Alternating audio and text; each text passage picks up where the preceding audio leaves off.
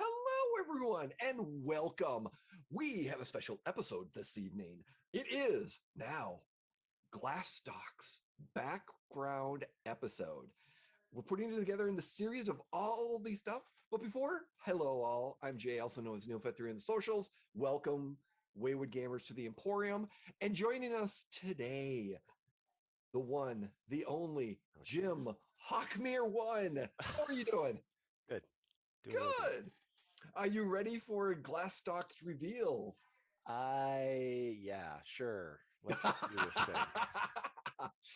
This is an impromptu, fun joy of diving deep into the backstories of our characters in Saltmarsh Legends. So, as we found out, Glastoc is not your typical warrior. He has been slowly revealing his arcane nature. And we've had some conversations about his where it comes from. And a lot of it is unknown. And extremely unknown, which has given me a lot of creative license, I should say, to kind of create this. So we're going to dive into a little bit. It's going to be a two-parter. So we're going to dive in to Glastoc when he was a young boy. He was, I want to say early age. He decided his father was going to travel. I mean, this is about 30 plus years ago. So a young boy, Glastoc was in his 20s, which realistically is, a human 10-year-old, human 12-year-old, something like that. I think roughly, maybe something. I'm trying to remember how dwarves works for me. Age. But you were accompanying your father on a long journey and it was going to be about a month's journey there, doing some negotiations or some contact information with a mining company. And you're going to a place called Split Rock. Now, for those that might know, we began our adventure in Split Rock. So this is one of those reasons why Glastoc would be attracted to Split Rock, because as a child, he was there. Mm-hmm. So your father took you along, and he was going to meet up with some cousins that owned a mining company, and they were doing some more expansion in this particular area. Excuse me. And they were probably trying to open up a new mine in Split Rock. Now, the interesting thing is your uncle, Dolphin, was here as well, because he went ahead and he's working with the mining company at this mining company, and some of the relatives of things of that nature. But he was coming in to have a conversation, and you were meeting up with the Copperlocks clan. Okay. They're an extended family clan. So it's one of those things where it's not a direct clan, but it's like an association clan. There's an alliance, so to speak, with these dwarven clans. But the Copperlocks have been in this particular area of Split Rock, Asseton, and Saltmarsh, kind of that's all in that same area. They've been doing mines, and their company has been kind of slowly, some good, some bad businesses in those areas. And they're, like I said, they're looking at a new mine in Split Rock.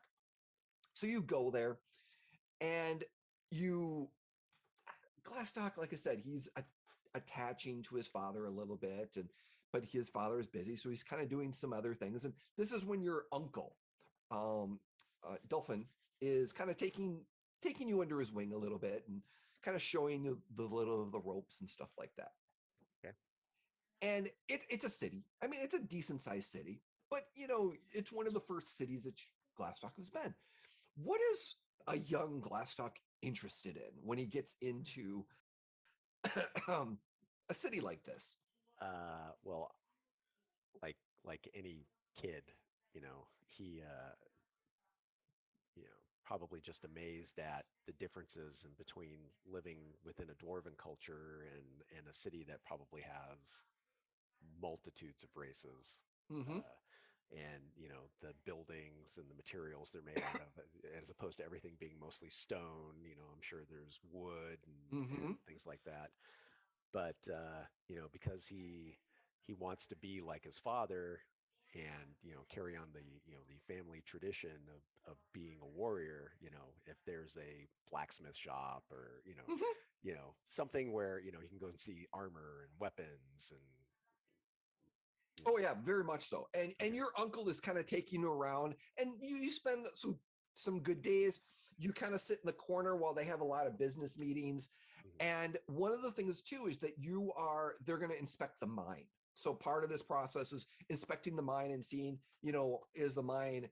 And what you get the sense is the Copperlocks are trying to get an investment from your father's clan to be able to do something, or more or less, once it's been mined, how can they distribute? Because of your father's a merchant, if I recall. Yeah, primarily, brewing stuff, but yeah, But it could be that this is your father's way of expanding the brewery a little bit. And because he's got the connections of distribution and shipping and receiving type business, when it comes to that, he's got the merchant connections. They're trying to entice him to go, we want to be able to utilize some of this to be able to get the ore out. Right. So as the meetings, and this is, like I said, you're going to be a good week in the town and you're busy doing things. But on this particular day, you're going to the mine, and you're following your father to inspect the mine. Your uncle is there. There is this old, just cranky, just this hardened female dwarf who's kind of leading the Copperlocks. She is you can tell she has been around the block. Right. And she's called Manistrad, Manistrad, okay. I mean, and she is, like I said, she's the hierarchy of and in charge of this particular mining company. And it's very and you can see, like I said, she is just, you are scared of her because she's just this old dwarven woman. Her beard is grayed. It's kind of tough. She's got battle scars at times. and you can tell that, but she's also, you could tell that this is one of the last ditch efforts to make sure that her company doesn't fall apart, because it seems like her company has had some good dealings, but then some of the stuff has gone, because you heard rumors or talking about how the mine closed, and once the mine closed in Saltmarsh, and then the other mine closed, and this is kind of the third ditch to be able to get that another mining aspect, and it's kind of an all else. Right. But you're on this particular day, you're going into the mine, and what does Glastoc do? It's a mine, and there's they have businesses, and they're kind of looking at, but there's all these little caverns and stuff like that kind of going out. Yeah. Well, again, being a 10, 11, 12-year-old, even a rigidly brought up dwarf, he's going to follow along, but if he has a chance to like run over and check out something real quick and then try to catch back up, he's going to do that. So yeah, and that happens like multiple times, and then like right. on the second time, you're just getting enamored with something and some of the tools and stuff like that. I need a perception check. Of course you do. Yes, I do, because perception is always good. Right. 5. 5. And which perfectly aligns with what happens. You get lost. Of course I do. Because you went the wrong way, and you start going down a particular way, and it's very, very clear that you start going, and you go take a left, and you kind of going to right, and you get lost, and you can't find your father's group. So what would Glastoc do? So kind of like the old, Winnie the Pooh thing where he sits and he's like, think, think, think, think, hitting himself in the head and trying to think of what he would do. And let's see.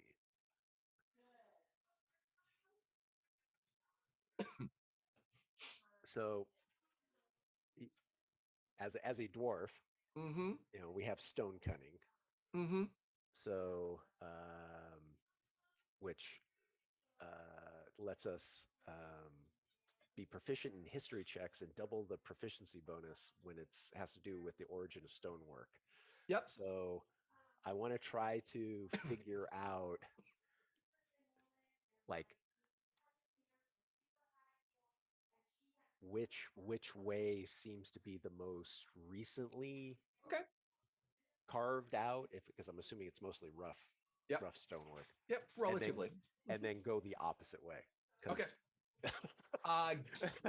Would you want a survival check, or no, I'd want to use this history thing. Okay, roll. Give me that history roll. Give me a history roll to see how well.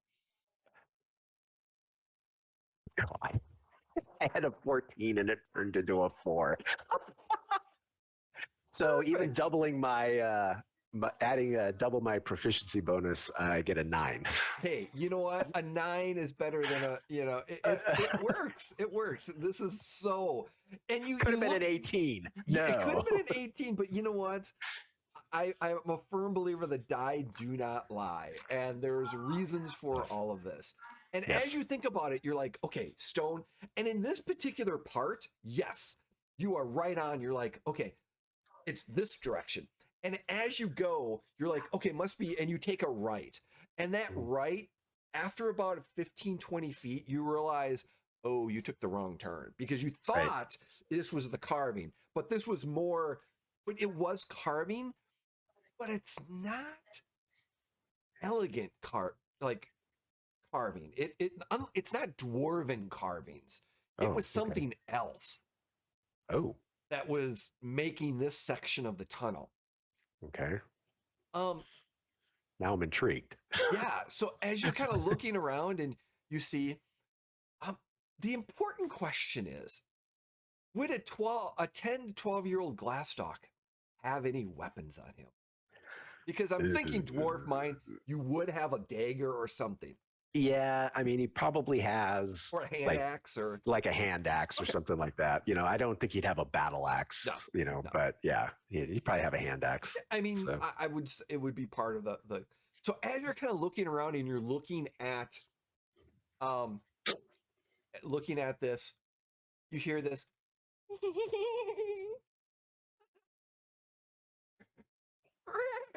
and you hear like okay, from coming from behind you. from behind me. Yes. Okay. So I whip out my hand axe and I turn around. And what you see are two goblins standing kind of on a thing, just kind of looking at you with little short swords. And they're kind of like, please roll initiative. Oh, God. 9. 9? 9? Well, they got a 7. Okay. All right. So this little goblin, these two little goblins are kind of sitting there for a second. Okay. And they're kind of looking at you like, you get to go. What would Glastoc like to do? He's got his hand axe, and they're about 15 feet away. But they're like, if I was to turn around and head back the way I came, they're in front of me. Not quite. Okay. So they're kind of like if you went deeper. It's as if you were the deeper the tunnel was going here, but then there was like this little. You're kind of in a larger room area, and they snuck in and they're kind of off to the side. Yeah, they're off to the side a little bit. So you were kind of looking at the wall and you're kind of walking the wall, but you're kind of in a room and they're kind of sitting about 5 feet off the ground on these large rocks that are kind of in this. But the back route goes about 20 feet. Okay, so can I move back the way that I came, but facing them, and then hold any kind of an attack action to see if they come at me? Okay. All right. And as you're moving back and you're in the tunnel, one of them just jumps at you and is going to be. Okay, of course. And so give me that attack roll. All right. Oh, nat 20, baby. All right.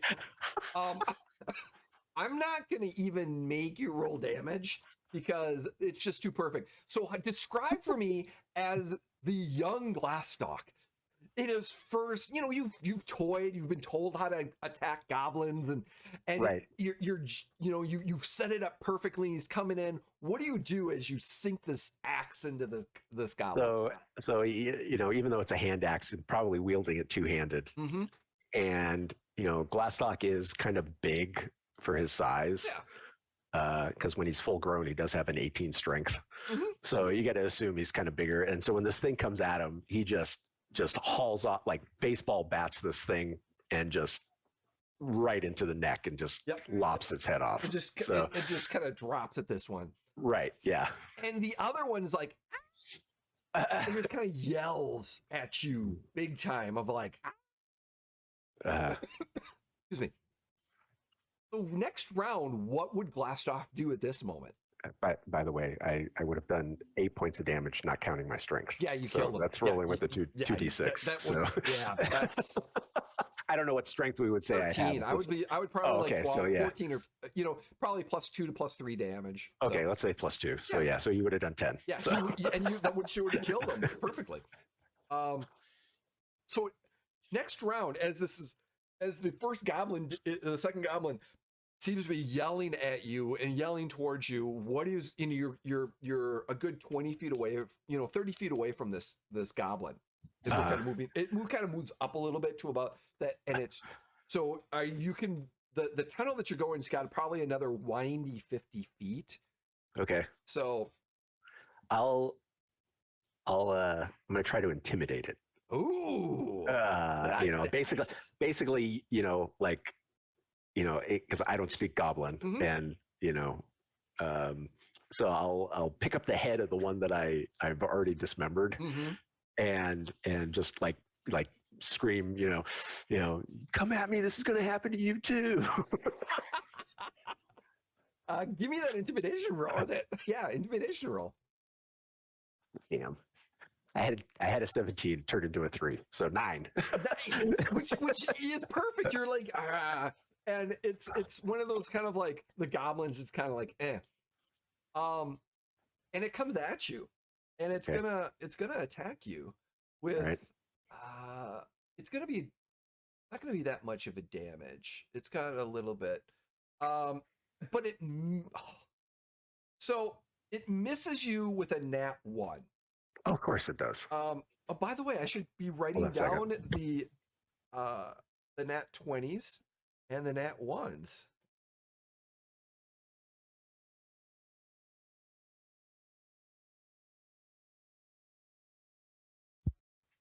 Okay. No worries. So yeah, I got to start nat 20s and nat 1s. I got to start marking down.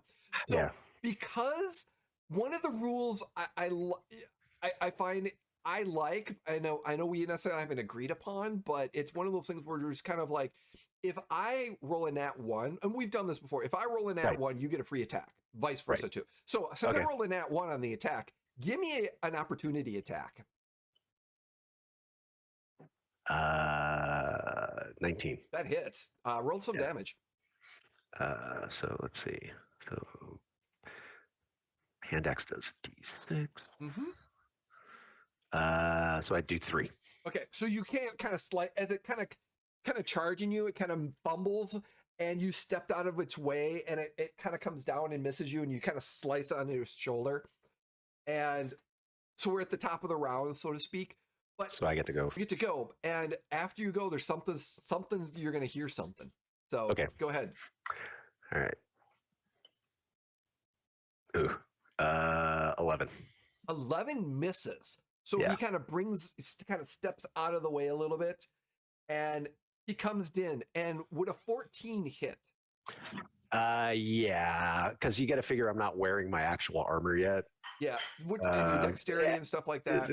And my dexterity only adds +1. So even if I was wearing like leather armor, I'd be like 12. Okay, and so you take 4 points of damage from this hit, and which for Glastoc at this, that's a significant strike. Yes. Yeah. We're kind of back at the top of the order, but one of the things you hear is you hear a lot of footsteps as like a few more of like running is coming into your area, and it can be heard. So unlike these particular goblins snuck in behind you while you weren't paying attention, that you're probably sure that the goblin that screamed at you called attention. Okay. And there's more on their way. All right. Is Glastoc resorting to any magic yet? He doesn't, because that's the thing, is like he doesn't have any.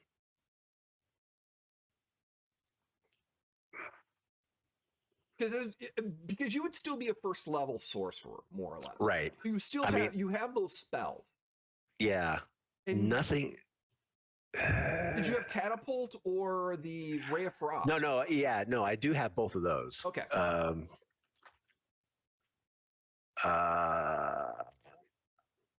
then I have the other one that.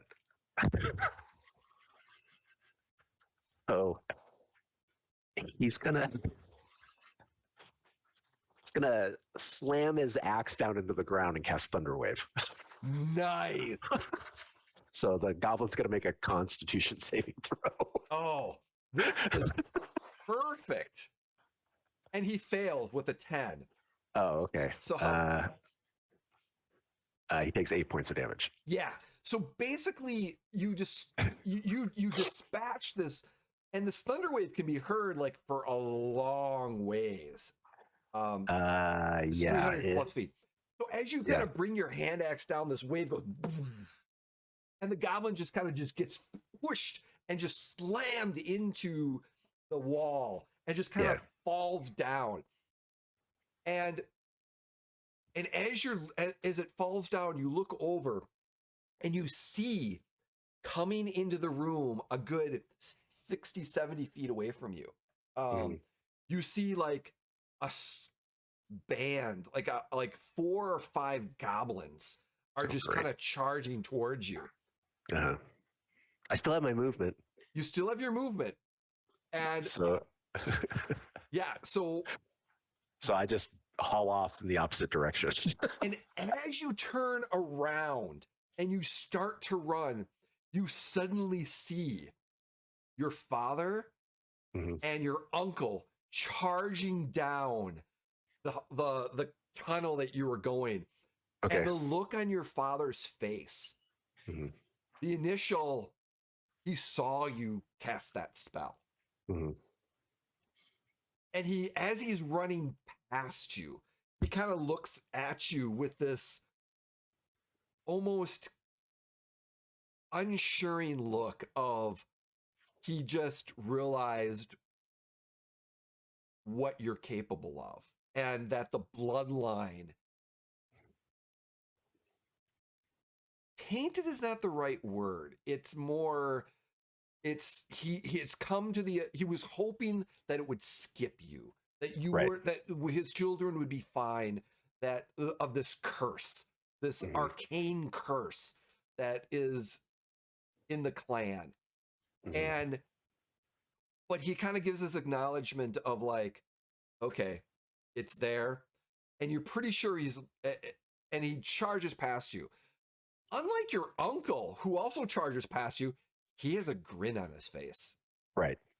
And he's just all happy. And just as you get past you, you see the arcane magic that just flows from his hand and just blasts into like a scorching ray of these flames just reeling from his hand and striking some. And as you're running back, your father coming in with his battle axe, and this battle is going on in this room with these goblins. What is Glastoc doing at this point? He's just running, continuing to run, or? Well, okay, since the two of them are there now, and not so that, and because obviously my father's going to be busy, I don't want him to know that I've been wounded. So I'm going to use my other first level spell slot and cast Cure Wounds on myself. Oh, I love it. I absolutely love it. I get back 12. Nice. So the interesting thing that happens here, as you're casting the spell, you finish casting the spell, you look back at your dad and you lock eyes with your father as he completely sees you heal yourself. Oh, great. Okay. And he's just kind of like, as he's like mid-strike, and he looks back at you, and he just kind of drops his sword, his axe for a second, and he just grabs the goblin by the head as he's looking at you, and just decapitates this goblin as he's looking at you. Going, and then he just turns and looks over at Dunfin, and Dunfin's like, gives him that look of like, yeah. So yeah, you're trying to be stealth. Nah, it didn't work. Yeah. Okay. So they dispatched this, and you're pretty sure that you hear more footsteps at the rest of the company is starting to come, and your father and your uncle are there, and your father comes down and he's like, "You don't care." Fine, no problem. Yeah, I can see that now. We're not going to talk about this. Keep it quiet for now. We'll have a discussion when we get home. Understood? Understood. And don't we wander off anymore. And just as he says that, the rest of the company kind of comes in, and he's just like, we're good. I just dispatched a little. We do have an infestation.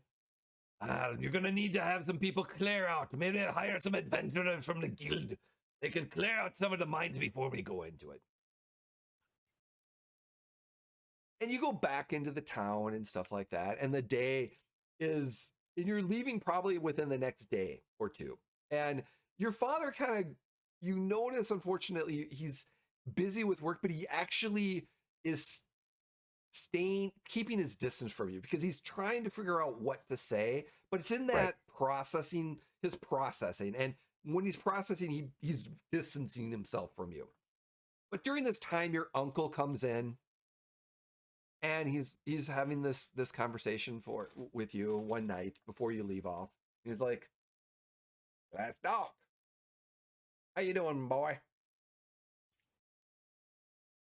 I'm okay. See, you've come into your some abilities. I said there from arcane. Yeah, I try not to use them. My father doesn't approve of them. That's very true, and the clan won't. But you listen to me, hit boy. You listen to me." And he kind of puts his hand up, and some arcane energy comes. They'll tell you it's a curse. It's not. We were given these powers in our family for a reason. One day you'll find out what that reason is for yourself. If you ever need any help figuring that out, or if you ever need any questions, you come find me. I'll probably be here in Salt, sometimes spend some time over in Saltmarsh. But if you need something, you come here, you come to me. I'll share what I know, share with you. You'll be fine. Trust in here. And he kind of points on your chest and kind of, it's like, chest, okay. It's inside. This is inside of you, and it's not a curse. It is who you are. Make it who you are when you want. Your father will tell you, put a bandage over it, put a cloak over it so no one sees. It might be true for now, but one day when it's ready, when you are ready to, and you're ready to find who you are, be comfortable with it. Can you do that? Yes, I can do that. All right. And you have a good time. You be good. Safe travels when you get home. Give your mother your a hug from me. You'll be fine. And the night kind of goes on. You get on the ship, back on the ship with your father, and you're traveling home. And it's, like I said, it's a good week journey. And during this time, your father kind of comes down and sits you down. All right. We're not going to tell the clan about this. You've got to keep it quiet. You're going to be going soon. You're going to be going and joining the regiments, the clan regiments. You're going to be taught how to fight. You did good in the tunnels. I can tell you that. It seems you have dispatched a few of them. Your arms are, you got the steel cloak arms. It's good. This magic. There's a curse upon our clan. The rest of the clans, they don't understand. They will treat you differently. We need to keep it quiet. Can you do that? Yes, Father. You did good in the tunnels. Keep that arm going. Keep the blades. Keep your striking. Keep the magic down, and you'll do fine. You can do that. I know you can. So that was your conversation with your father. And over the years, you are at home, your mother's loving you, and she definitely knows what's going on, but they're keeping the rest of the family quiet. Your brothers and things of that nature, and sisters, they just, like I said, they're keeping it quiet from the rest of the clan as well. And as you get a little bit older, you're training with the axes, you're training with the combat, you're training with military to be a part of the clan regiments, and then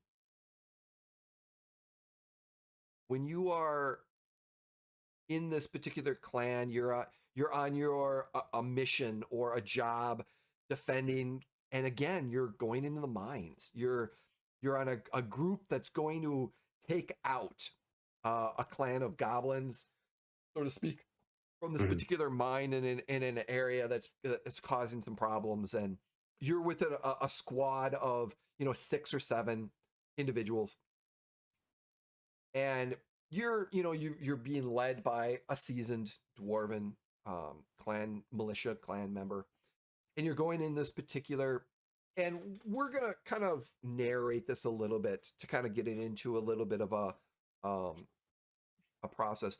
But one of the things before you get into this, what is Glastoc's regiment like lifestyle in this? I mean, when he has private time, does he work on his magic, and how does he work on it? How does he develop these magics?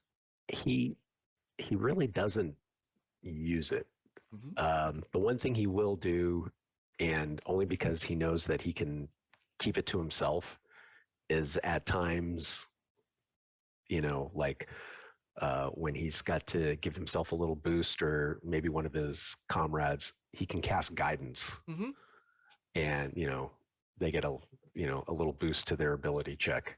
So, but as far as his other, his offensive and the healing, I mean, maybe the healing when he's totally alone, he'll cast it on himself. But other than that, there's no visible usage of it at all. Like he totally tries to bury it as much as possible. And over the course of time, your words kind of inspire, and you some people pick up a little bit, but not really. They don't, and it's the Rudolph reindeer game situation, Right? Exactly. We're doing that. You're participating, and you're just, and your words, you people start recognizing that, oh, you're just encouraging, and people around, some of your closer friends, which you've developed one or two of close friends, have they welcome the being around you, and the occasional guidance that you cast on them unknowingly. They feel happy, and they're like, they enjoy being around you. So they're friends, and they're happy, and some of these are in your squad that you're going in through the this particular cave series. So two of your good friends, which we're going to need to come up with names for them. Oh, jeez. Oh, yes. Impromptu NPC dwarven names. Oh, jeez. If we had chat, right, we would be asking chat for some help on this one if we were live. But this is pre-recorded because this is all much fun. So we're just going to come up with some names. Let's see. How about Burgrick? Burgrick. Okay. Yeah, Burgrik, Burgrick, and Gimdog. Gimdog. Oh yeah, Gimdog. Gimdog. Oh. So in this particular, you've been camping, and this is a long incursion quest mission job from this particular clan militia. And like I said, the leader is one of your in your clan. And in your clan, you've got your family, and you've got some other families that are within the Steep Cloak clan, as well as the overall Alliance clan. And most of these members are the one in charge is part of the Alliance clan. But in this particular one, it's been a few days that you've been searching, and there's been a few battles. You've had some small skirmishes with some goblins, and you've dispatched them really well, and you're doing well. People are getting hurt, but there's a cleric in the group, so he's kind of doing the healing and stuff like that. But as you get in, like on the fourth day, you get into and finding, and it turns out you find a ruined temple that is inside the rock. So like it's encased in rock. So it's been here. It's like an ancient temple that has been overlaid with rock and stone, and then the entrances in some of the areas have been carved out to this large area.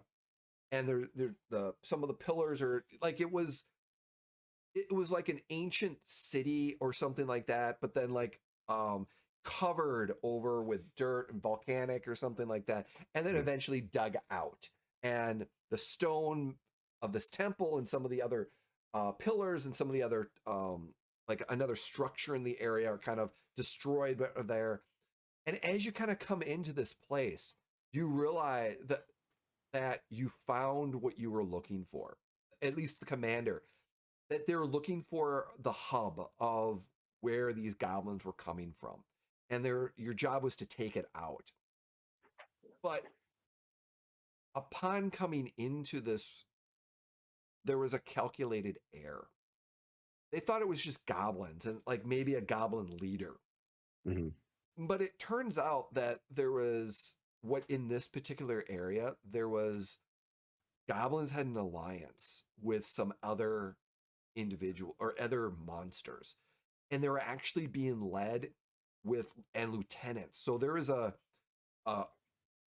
evil cleric, a goblin cleric, or like a witch doctor as well. But there's a gnoll, like the dog faced gnolls in here as well, which is really strange. But this particular gnoll has reddish fur as well, like he's touched by the Avernus, and he's wielding this large flail, and the battle ensues.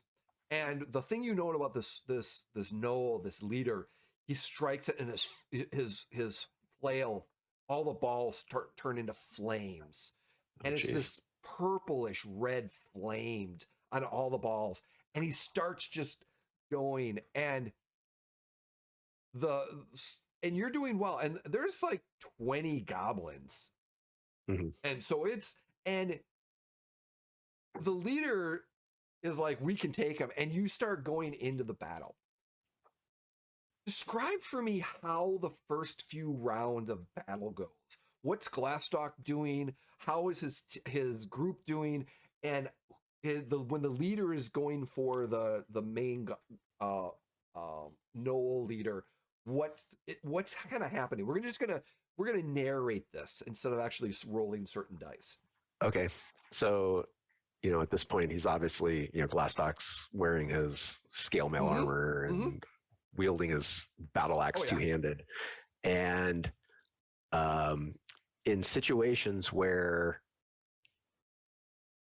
he can, like if there's two goblins close enough, he's actually going to cast the green flame blade.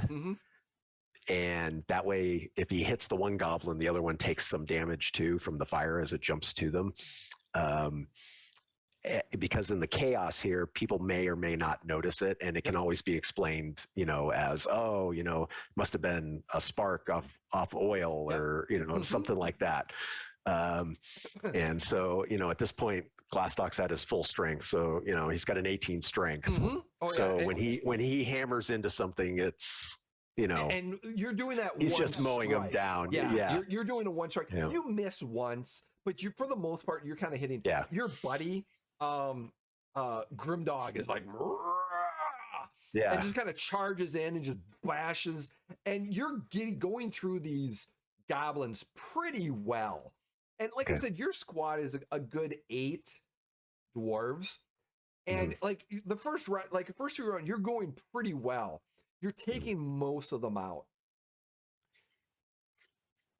The next wave of goblins, your dwarves are kind of, some of your comrades are kind of taking some damage and stuff like that. Right. And as the second round, you're starting to clear out, and there's only like a handful, like a dozen goblins left. But the battle between the gnoll and the leader is kind of going, and your cleric is kind of in the background giving you the healings and stuff like that, and kind of helping out your leader. So it's very clear that the gnoll is outmatching the leader. And just he's bashing him in with the flames, but the cleric is there healing his wounds as he's taking them, so he's able to hold his ground against this. But the tide of battle changes as the next wave of goblins start pouring in from one of the rooms. And unbeknownst to you both, the cleric, suddenly you hear this gasp of the cleric as he stops moving for a second, as he's in mid casting, and he drops to his knees, as you see a goblin with this mask over his face, wielding a blade with ichor on it. An assassin came up behind him and just drove the dagger deep into his neck in the back. And is literally taking out the cleric. In that. And then the battle changes. The goblins just start, and the group is starting to hit, but the overwhelming numbers are starting to take the dwarves, and you start losing squad members and team members from this as they start going down. Some of them are being just overwhelmed by like 6 or 7 of them just jump on a dwarf and just like try to pin him down. And once he's got pinned down, he's just they're just hacking into him. What is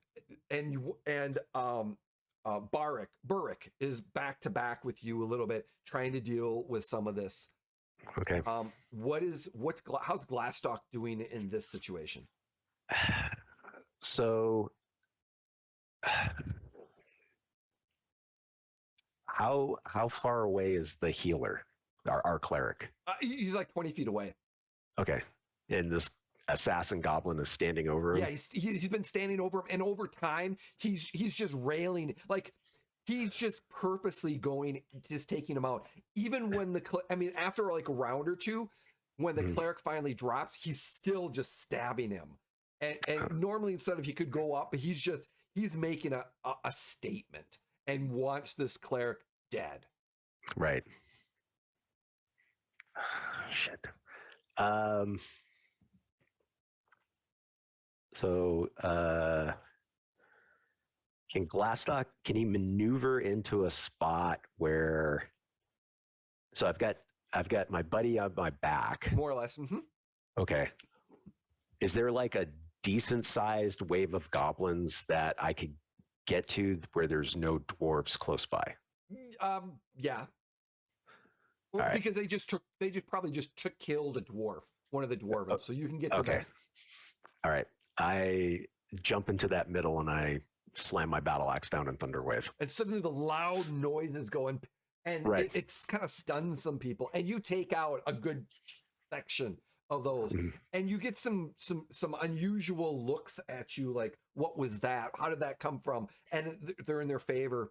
And again, the battle is kind of going. Grimdog is severely hurt, but he's kind of a barbarian type, so he's just going like a berserker. Yeah, he's a berserker type, and he's just taking out 2 at a time, and it's the diminishing it down. Boric charges the assassin and is engaged in with the assassin, and he's taking blow for blow at this moment. Where's Glastoc focusing on? More goblins and stuff like that? No. So since our healer is down, I'll actually move to where I can get to our leader, the one that's fighting him, and I cast Cure Wounds on him. Okay. How many Cure Wounds do you have? I have 1. Okay. Before you do that, just as you get to him, he drops. Okay. Because that healing that he was getting was sustaining him. Right. It without that knoll is just taking him.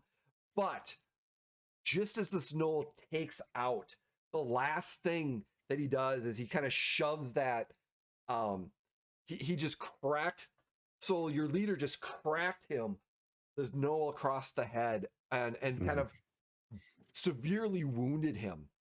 Okay. But with one of his last efforts, he just kind of willed this, and with the flames, just smacks all 3 of the balls, hits your leader, and your leader just falls down, and the singed armor and everything else, and he drops his hammer.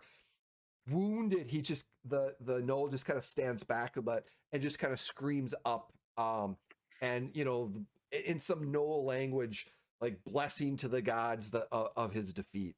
And as you're moving, you see this. And the other thing you see, Burrick, Mhm. gets stabbed, and drops to his knees. Oh God. Okay. What would Glastoc do? So before I get to the leader, our leader, the enemy goblin, the gnoll looks really hurt, Yeah. like really badly. Mm-hmm. I cast Ray of Frost at him. All right. Is it a spell? DC Yeah. spell? Resistance? No, it's an attack roll. Give me an attack roll. Nat 20. Awesome. Nice. So I'm gonna say that you just got it, and suddenly this frost just kind of just nail him. And as Burke's on his knees, looks over at you, and he takes 11 points of cold damage. He sees this, and two of the surviving dwarves that are in this see this ray shoot out and hit, and they're just in like, what is going on? And the gnoll takes this damage, and he's like, and he's stunned because you just nailed him right like in the neck area, and he's just the frost is just kind of, and he just sees it and runs. Okay. So he's his movement is reduced by 10 feet too, by the way. He's wounded. He's severely wounded, and he's just reducing. He's kind of running away, and there's some goblins that are blocking his retreat as well.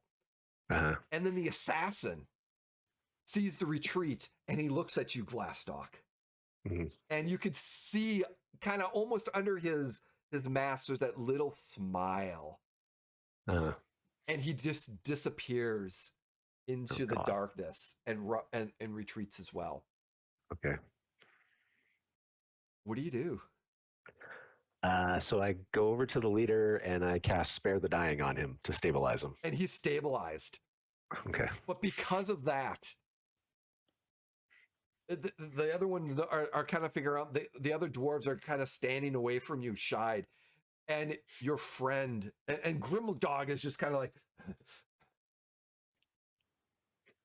and he's just looking at you just like in disbelief. And as he's calming down from his rage. And Burrick drops to the ground as he's failed the death save. Oh no. So can I get over to him and cast Spare the Dying? You're pretty sure Cure Light Wounds are going to save him. Okay. All right. So that's my last spell. So I cast. You cast that Cure Light Wounds, and you bring him back from the brink. And you survive. But there are a lot of questions that happen. And the leader and the cleric is dead. And the remnants of the group go back. And you make your way back to the dwarven equivalent of a town, city area. But all the rest of them shy towards you. Your comrades that you've been with for a year or two are treating you like, not like a plague, but like there's something wrong with you. Right. And they just don't talk to you. Grimdog is just he almost curses you with this, you tainted, you're tainted by magic, and the questions of like, how long you've been lying to us, and it's an uncomfortable situation for Glastoc, because he's feeling betrayed, because like I said, his friends are betraying him because they're casting him aside like an outcast in this group, and it brings forth why your father was like, keep it quiet, keep it, because people don't understand. Right. And unfortunately, it's a dark time for Glastoc during this travel, and it's unfortunate. But like I said, this is kind of that development of of Glastoc. And Burrick he's not mean, but he doesn't know what to think. He still believes you as a friend, but again, it's almost as this like an unknown side of you has been revealed, and he doesn't know how to process it. He's still trying to be a friend, but again, he's always been taught that arcane magic amongst dwarves, the curse of the they've heard rumors of the curse of the steel cloak blood. Right. And to have this, and they almost feel it's demonic, and that you're, the old how Salem witches were persecuted and things. That's very, very similar to how this is kind of overwhelming. But again, he's not being mean, but he's just not being as a friend as you would hope at this stage. And it takes a little while, and you get back to the town that you're in, and after a night, the commander is back and debriefs everything. You all get your gold from the mission and stuff like that. And Glastoc, you get called into the main like the commander's office or whatever. Yeah. So you get called in, and it's like, this is like what happened. This is what's gonna, what are we doing about this type situation, and explains the situation. And many of the clan is there, and your father is there as well. And it's not a trial, but it's definitely there's information of like, okay, what did you know? How did this occur? Who happened? And there is acknowledgement that your magic did turn the tide. And that's why you're not being outcasted. And they recognize the abilities that they can harness. Mm-hmm. How's Glastoc feeling during this time? Very depressed isn't the right word. He just knows that he's let his father down because he used these publicly, and now it's coming out again. And it's not just he feels like it's not affecting just himself, it's affecting his father. Mm-hmm. So he's he feels like he let his dad down. He's a little depressed, and it's just he feels lost at this point. Mm-hmm. Which is totally understandable. And during this proceeding, the clan alliances, this council that your father's a part of, but there's many other members in this discussion. Mm-hmm. And it comes to him like, Glastoc, you will be reassigned to the magical corps. You will learn the magical ways and figure out the taints. And your father this is not what he wanted for you. He wanted you to be an active member in the normal. But again, he wanted you to be that dwarf, and that combat dwarf, that fighting, that warrior dwarf, that fighter dwarf that can lead. And he just, it kind of, in a way, goes, the fact that you're being transferred over to this, he's accepting of it, and he only wants the best for you. But again, it wasn't what he was looking for or hoping for. Right. So he's also realizes that he's failed you as well as he's failed the clan, trying to keep this quiet. And it's an immediate transfer that you're doing. You're supposed to go back, grab your gear, and go to the transfers. And your father's protesting about this, and they cut him off and like, no, decision has been made. And they kind of go on, it ends, and your father's greets you and brings you after you leave. And he has one of the strange things that one of the only times you've seen him a few times in this emotional, because like I say, he's trying to be that strong, typical dwarven Right. alpha male of like, not showing emotion, occasionally showing some emotion, but at least this is his type of personality that he is. But the interesting thing is this time you don't see that. Mm-hmm. And he's comes to you and he's looking at you. There's nothing I can do, boy. There's nothing I can do, son. Tried. No, you didn't. You did your best.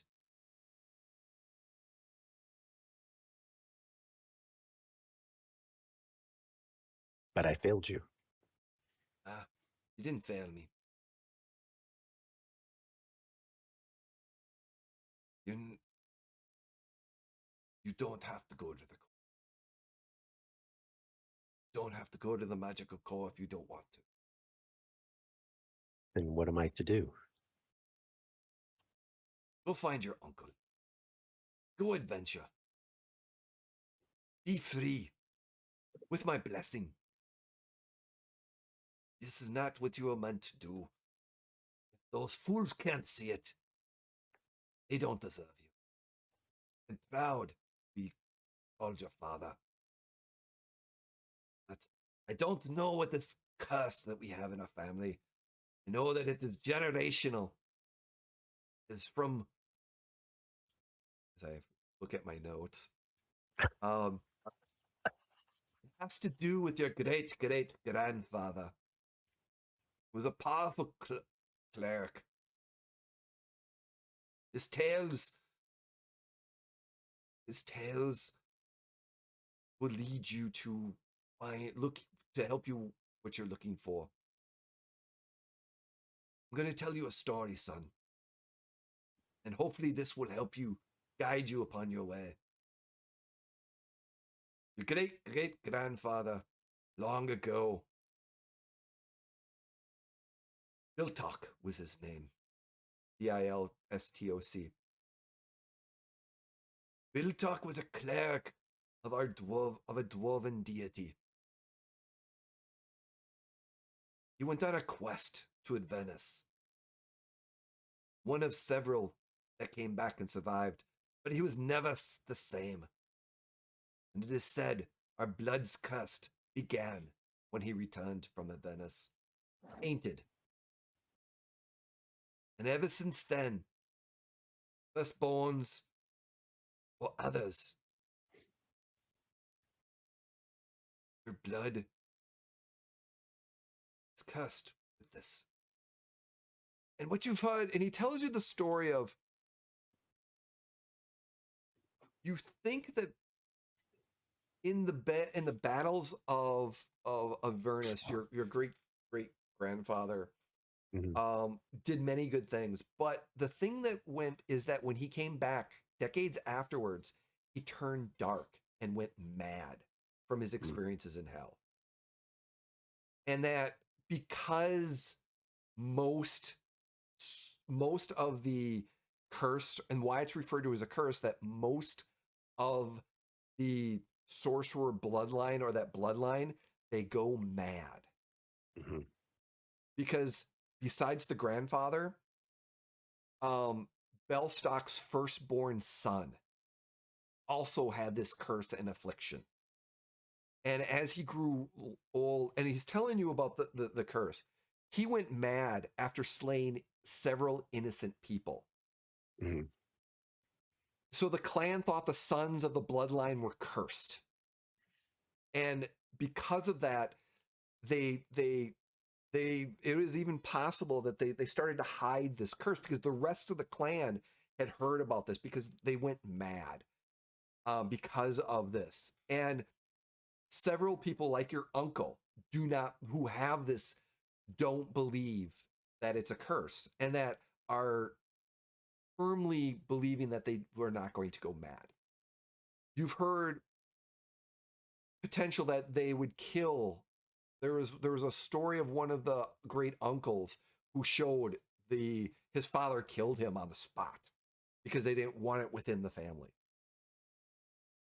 But again, as time went on, and this is like great great grandfather, this is years, decades, millennia, century, would go by, and it would only pop up once in a while. So it was really common at first, but then now it just kind of trickles through the clan, and they're not sure where this curse is. Right. But as he tells the story, he's like, again,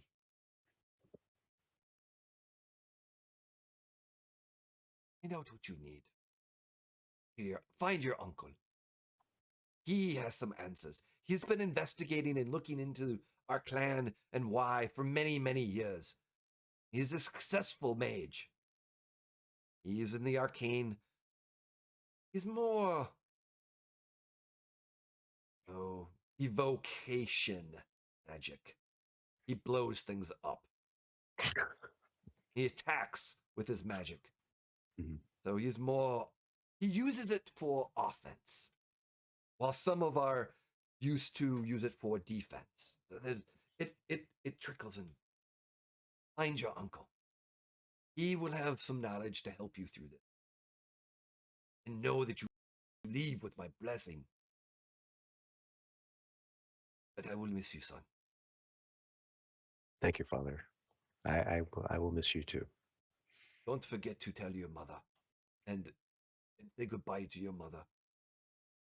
She will be heartbroken, but she understands. And over the course of the next few, as you get your gear, they think that you're being transferred over to the core, Burrick is there. And before you get all your gear, and as you're about to leave, Burrick is there, and he's just kind of looking at you, going, "You're leaving." I am. They transferred you. Well, yes, they transferred me, but I'm not going. What are you going to do? I'm leaving. Leave? How could you leave? I have an uncle that may be able to help me explain or learn why I'm like the way I am. Can't explain. I'm told you are cursed, doomed to go mad, doomed to do evil. I just can't believe that is you. One day that's gonna happen to you. And I can't either. Hence the reason why I need to find my uncle, because he's been trying to figure out why this happens. Where are you going to then? Where are you off to? Well, the last time I saw him, he told me that he could be found in Saltmarsh, so I'm headed there.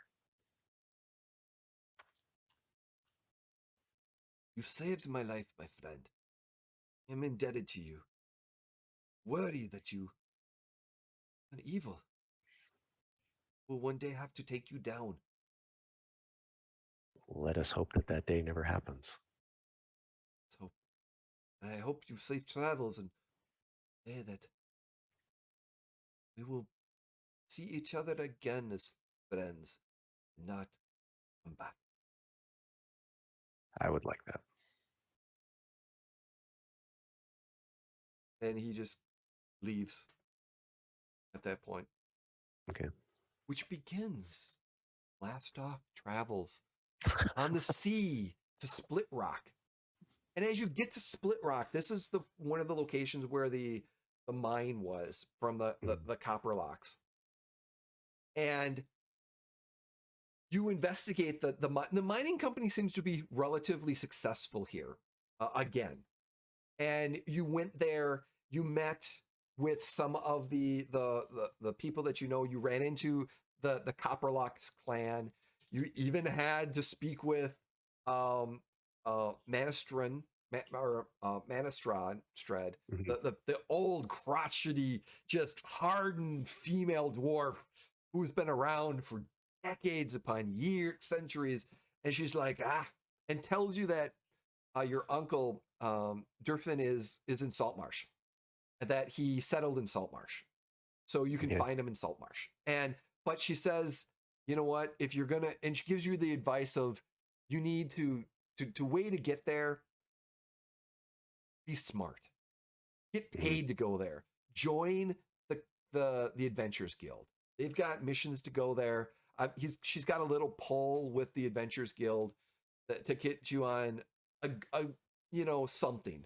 Not your basic escorts, but something good.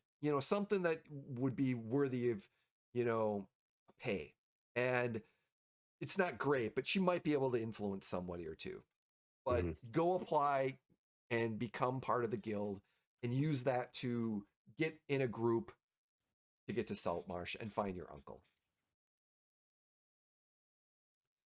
And after Glastoc does, it's paired with a all high elf of unusual nervousness and a half elf of piratey, just brash anger. Yes. And the history has been made as the natural ones are formed. Yeah. Thank you, Jim. How was that? Oh, that was great, Jay. Thank you. Little teasers here and there, kind of set things up. I like it. I've got some more information about where Glastoc comes from. So I've got that, and we'll see how and when Glastoc was able to find out where his family bloodline and why. Why is there sorcerers? Yes. But hey, there was an Avernus quest in your family clan. Yeah, great. Okay. just where I want to go. But for the audience, just because, what type of sorcerer bloodline is Glastoc? Let's do a little spoiler. Yeah, Glastoc is a was it sun? Hold on. A Sundawn or no. He is a divine soul. A divine soul. So, with that being said, divinity. Right. So even though they look at it as a curse, that there is divinity infused on why this happened. Yeah. So even though it came from Avernus, it's divinity. So it's not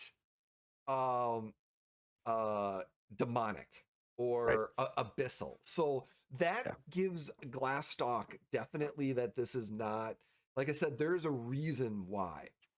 And this is where I'm going to be very entertained to see where Arivo looks into this and what knowledge he gets, or what, and there might be a story out there of quest to Avernus. There wasn't very many great dwarven quests to Avernus. Yeah. So there might be a story out there that Arivo may have read. Oh, great. Okay. So when things start popping up, there might be some knowledge coming in. I'm looking forward to that. No, sounds good. Thank you so much, everyone, for joining us. I hope you enjoyed our little backstory of Glastoc. Jim, where can they find you? What are you doing? This, like I said, is pre-recorded, but don't know the date, but hey, sure. Yeah. So Wednesday nights here on the Emporium of the Wayward Gamer. Thursday nights, I'm over on Blue Water Dragoons channel playing in a crime plays scenario. Everybody's a rogue. And again, except I'm not a rogue. Yeah, I was going to say, you're the ranger. I'm a ranger playing a bounty hunter in the group. And then in the future, I play in Shadowport Adventure games with Jay, our wonderful GM. And on Sunday nights, if you're really bored, you can watch me play with the Talon and Claw crew on Sea of Thieves. Yeah. So, yeah.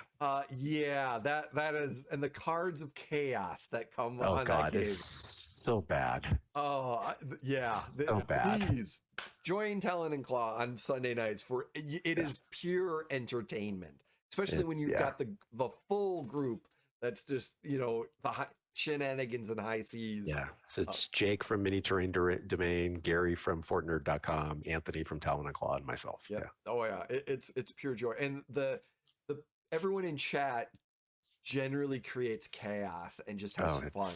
So yeah, we have a lot of fun, but yeah, it does get a little chaotic. So it's beautiful. It's beautiful.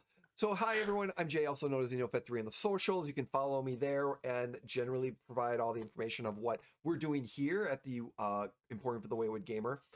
Little side note, not sure when this is going out, but some things you're going to be noticing. There might be some changes with some of the information. We are expanding.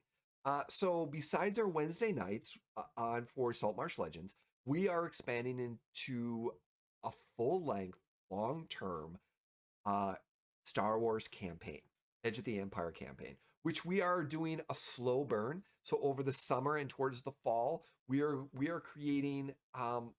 We are going to have fun. We are putting a lot of effort with everyone in. We're going to be doing some. You're going to be seeing character art come out.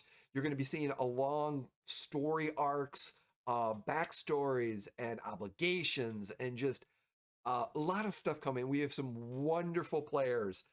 Jim is definitely in that. We have Kurt. We from the Vague Alchemist. We've got Bill Roper, and we have Emily from our Star Wars games as well, which I can never pronounce her full name because I she says it so fast, and I look at it, I'm like, hi Emily. That's kind of weird. Yeah. So more information will be coming out. We're going to be sharing a lot of teasers and things of that nature. We're developing a whole bunch of it. So it's going to, Saltmarsh Legends is our flagship. This is going to be our partner series that we're going to be extending. So look for that. We're also going to be doing some one-shots in the future. And so I'm a Star Wars GM with a whole bunch of other charities and one-shots that we're going to be doing in June. MTD is going to be doing a charity event, which I'll be running as well. So this will probably be before that June 18th, but we'll see. We also have some, definitely there's going to be some games in July and August. So we're going to be looking at, so stay tuned. Our Important for the Wayward Gamer Twitter account is getting a facelift, and you're going to be seeing more coming from that instead of me. So we're going to be doing a lot more with that. So like I said, we're expanding and we're going to have a lot of fun. So look for that. Again, thank you, Jim, for this. Thank you for being able to get this. We've got some guest stars coming up soon with Legends. So we're looking very, very forward. We've got some scheduled changes and stuff like that, but we're looking at several changes. And then coming this fall, we're going to probably be concluding our Act 1 area, and we're going to have a slight change. Again, we're going to have some little changes with crew. We've got some slight additions, and somebody's taking a short hiatus, but we'll be back. So they're, like I said, we're going to have some fun for our season 2, Act 2 type situation. But stay tuned. Take care. Be good. And thank you so much for joining us. And I will leave with this. Please be kind and don't be a jerk.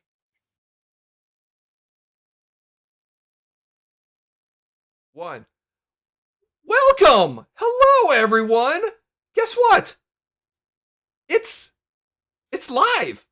It's me. It's Jay. It's the Neopet 3. Welcome, Wayward Gamers, to the Emporium. I hope you enjoyed our special edition episode of Glastoc's Backstory. This concludes the 3 PC backstories. First, we had Arivo, then we had Brynn, and now we have Glastoc. And this episode was the spoiler from last episode 13. So if you haven't seen episode 13 yet, and you've watched this, there's definitely some wonderful connections. I am joined by part of our crew tonight. Jim, how you doing? Good. Glad to be here. Excellent. And playing Glastoc himself, so in that pre-recorded. Thank you for joining us. And Jeff, how are you doing? I'm also pretty good. Excellent. Excellent. So for those who are in chat, we are looking for questions you have on the episode of Glastoc or any of the campaign so far, any questions or spoiler questions.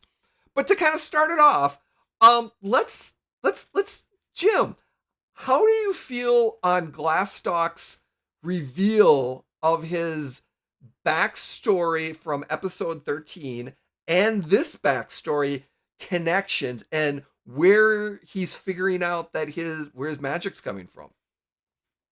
Yeah. So okay,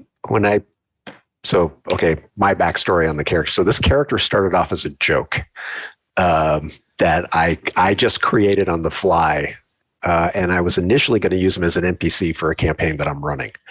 And then when Jay asked me about this campaign and what kind of character I would run and whatnot, I was like, hey, I got this idea for a sorcerer dwarf, but he thinks he's a warrior. And Jay immediately went, okay, I'm in. So yeah. I love it. I think it's a great idea.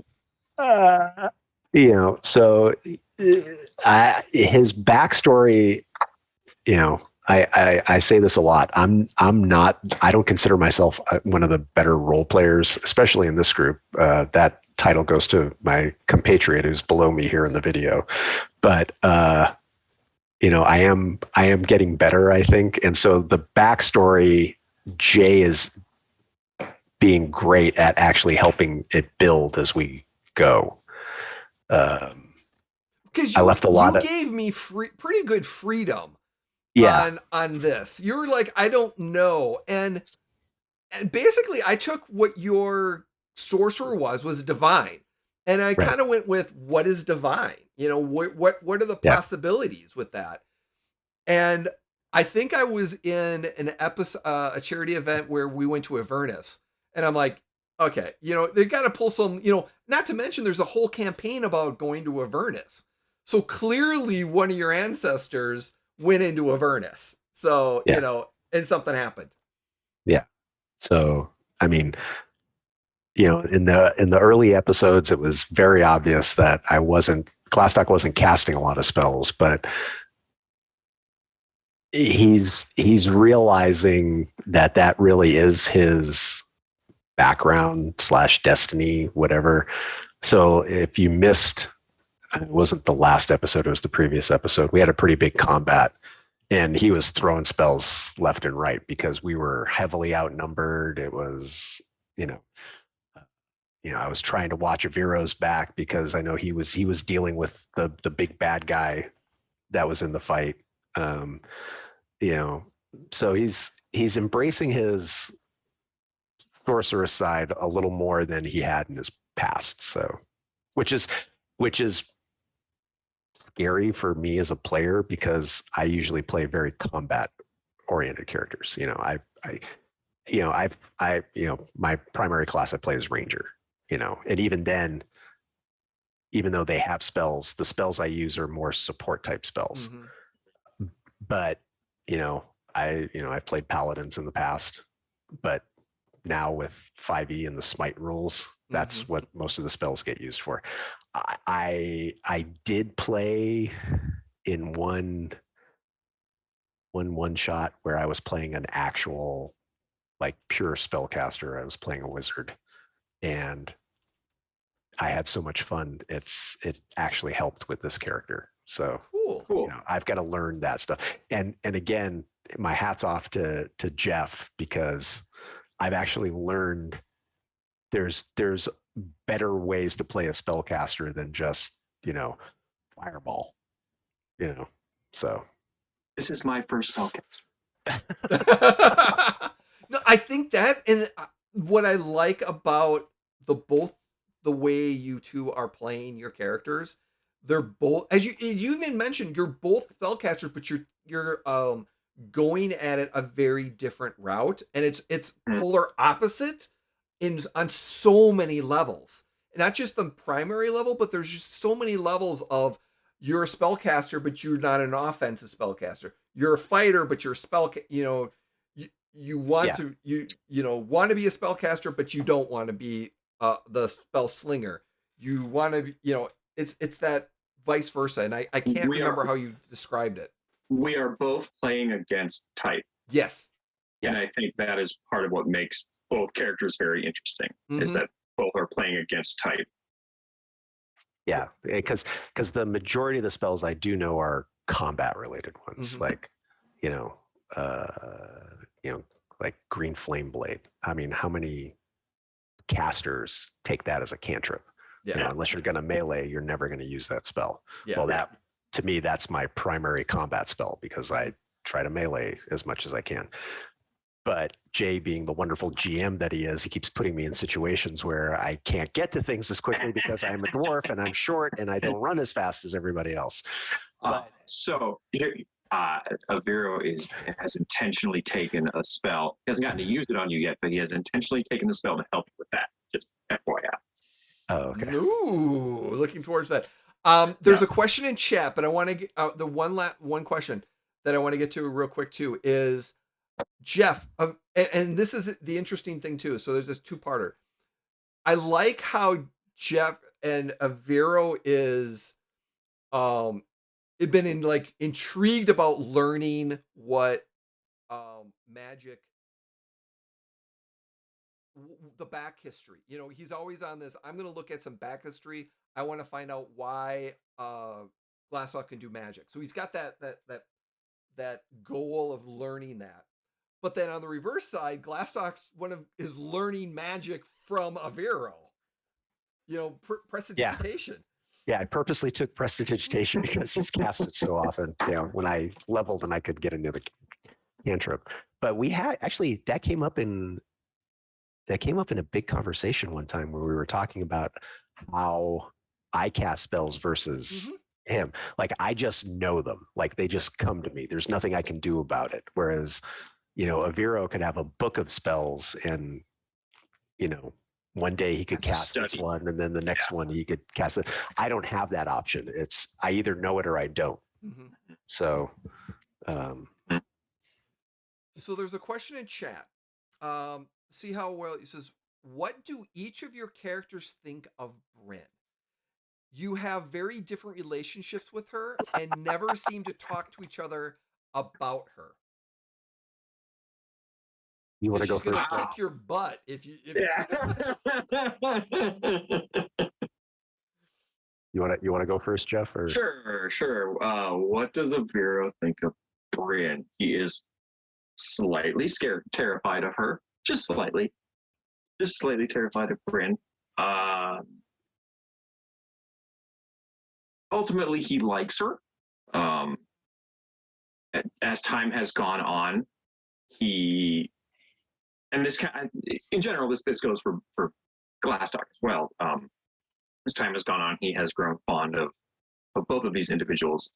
Of Brynn in particular, she to him is the scarier of the two because Glastoc is very level-headed.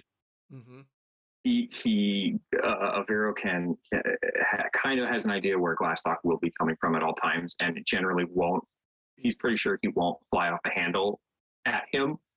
Brynn, on the other hand, is a little more volatile and might fly off the handle at him at any moment in time. But in general, he has kind of started to look at her in a certainly a friendly manner, as a colleague and party member. I mean, certainly as 1/3 of the natural ones. But it is still very early. I mean, these people have all in the game timeline. It's been what? 3 weeks, maybe 2 weeks. It's like I think we're coming up on 4 weeks. Okay, so a month. Say about a month. Yeah, it's been about a month. I mean, in general, it's relatively a short amount of time. Oh yeah. 13 episodes. You know. So yeah. He is definitely impressed with her combat prowess and her go-gettedness. She's kind of an attack dog in a way. Yeah, I would say that's what Aviro thinks of Brynn. Yeah, he certainly respects her, and he likes her passion for things. She is not a milquetoast in any way, and he likes that about her. Sorry, I wasn't laughing at you. There's a comment in chat. Oh, sorry. I don't have chat on because I can't have both at the same time. Yep. So I currently don't have chat up. All right, Jim, your turn. I gave you plenty of time to think. Yeah. So Glastoc respects Brynn from a combat perspective. Like he sees, she's a weapon to be used against the enemy, kind of thing. And I'm 100% on board with you, Jeff, as far as the volatile part. Like, you never know what will set her off next. Yeah. And so whereas Glastoc, like, he views Aviro as a valuable member of the party, but he's also like, there's a time and a place for both. And because of Brynn's forwardness and her temper and stuff like that, she's, that has to be kept in check more often.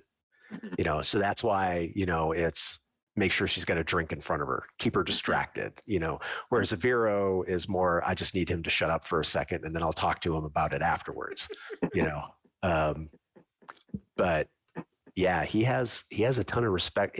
His relationship with Brynn is based purely out of respect, whereas Aviro, he almost looks at like that annoying little brother that you have to take care of. Mm-hmm. Brynn she's 100% on her own. Like Glastoc wouldn't think twice if Brynn was to suggest, hey, I need to go over here and do this. Glastoc would be like, okay, yeah. Whereas if Aviro said that, be like, no, that's not such a good idea. Yeah. Nice. Aviro cannot be trusted in the same way that Brynn can be trusted. Exactly. Yeah. In the same way. Yeah. Does Aviro and Glastoc, follow-up question, now that you've seen a little bit of a softer side of Brynn, has that affected the perception of her at all, or just more like the more common ground making? I mean, I would say it absolutely has affected it, but that's because everything affects it. Yeah. Every moment that you spend with someone affects how you view them. So of course it's going to affect it. And again, I go back to this is very early in these three people's relationship with each other, and there's so much more to come. So much more to come. Mm-hmm. That within this collaborative story that we are all four of us telling together, mm-hmm. The character growth, there's great potential for character growth, which is what is interesting when it comes to characters within any kind of fictional narrative, which is what we are doing. Yeah. Right. Yeah. So that is always interesting to watch unfold. What I've enjoyed as a GM, and one of the things is that character growth, seeing all three of you working together and getting to know each other and getting more comfortable with each other and finding where, what works together, as a party, because you're only four with Rocky, but three, so you have a big disadvantage when it comes to normal parties because there's only three of you. So, but you work so well about maintaining that, and you're growing, considering the first episode of Walking with Purpose to that was party. Episode 3. I will point out that was episode 3. Yes. I'm amazed at the role-playing skills the talent that all three of you have. So, well, I want to.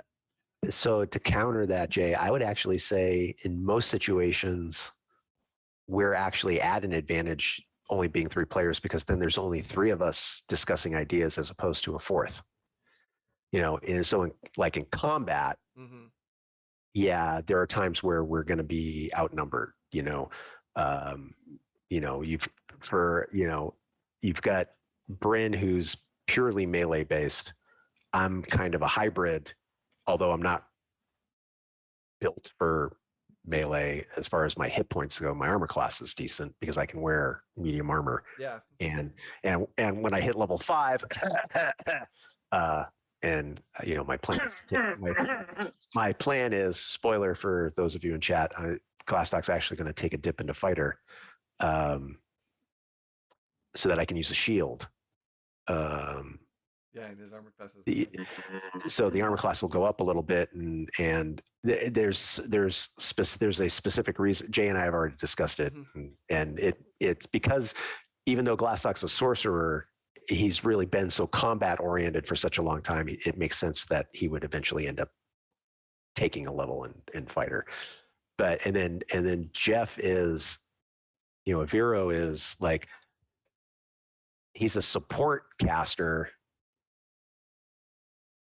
in the most unusual way, because he's not healing, but he does create distractions. He does eliminate certain threats. He does, and he does it his way, which again plays into our strength of the fact that, we know exactly what everybody's role is in a combat situation now. But in the non-combat situations, again, because there's only the three of us, we know what our strengths are and our roles are. We don't have that fourth person that in a lot of parties would be like a wild card. It's like, like we get into a situation and we need brains, that's 100% of Vero. We get in another situation where we need some finesse or some intimidation, depending on the situation. Sometimes it's Glastoc, sometimes it's Brynn. And we've been pretty good about picking and choosing when each one of those times comes up. So yeah, would agree. Yeah, absolutely. Awesome. We have another chat question. So I'm looking forward to this. Who's going to be the first of the three of you to piss off Rocky? Glastoc. Glastoc. Yeah. Brynn's too much of the mama. Yeah, Brynn's mama. Rocky's in love with her.